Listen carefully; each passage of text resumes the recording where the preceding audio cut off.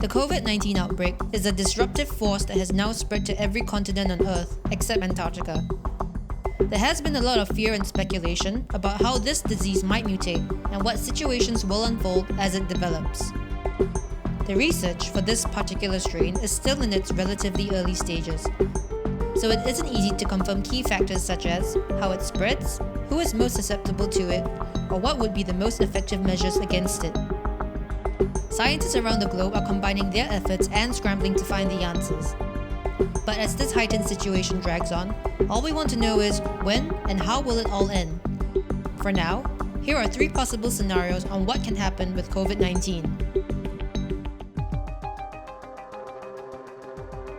Viruses tend to spread only when there are viable hosts.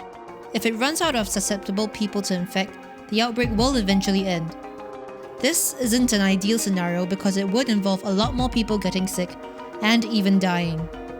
The severity of this situation would depend on a couple of questions scientists are still trying to figure out, such as how easily does this disease spread between people, and what is the case fatality ratio or CFR? Fatality rates are calculated by examining the proportion of deaths from the number of infected cases. As of March 3rd, according to a statement from the World Health Organization, around 3.4% of reported COVID-19 cases have died. However, calculating the CFR can be tricky as it can differ from country to country. That's because there is a missing denominator, which is the exact number of people infected in each place. The reason this number is hard to pin down is because the extent of testing varies across the world. In any case, the CFR is likely to fluctuate according to region and will also change depending on how long the outbreak goes on for. In some ways, this would be the most anticlimactic way for the outbreak to end, because it doesn't. While that sounds dramatic, the reality of this would mean COVID-19 simply becomes another strain of respiratory virus similar to the common cold or pneumonia, which are both diseases humans have adapted to and ones we've learned to cope with when they come around. Potentially, it could become a seasonal virus, like the flu. While this outcome may be less alarming than the previous scenario, it isn't great either.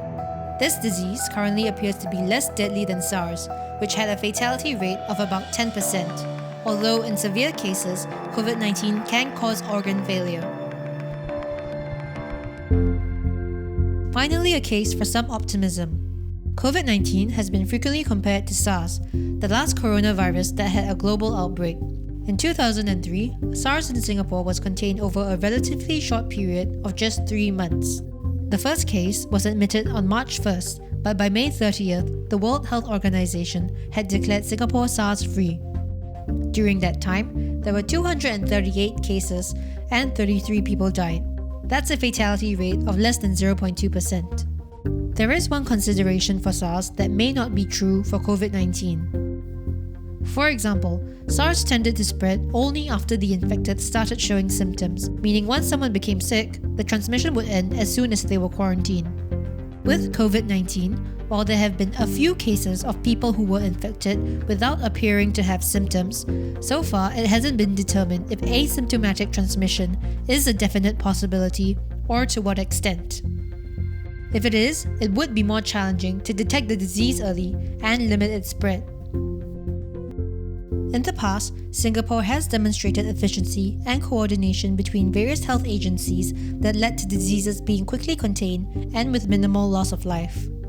But it wasn't just up to the hospitals, governments, and scientists pouring hours of research into how best to approach an outbreak.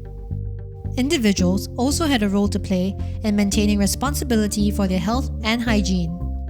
Ultimately, it's this sort of collective resilience on both a public and personal level that ensures times of emergency need not be times of crisis.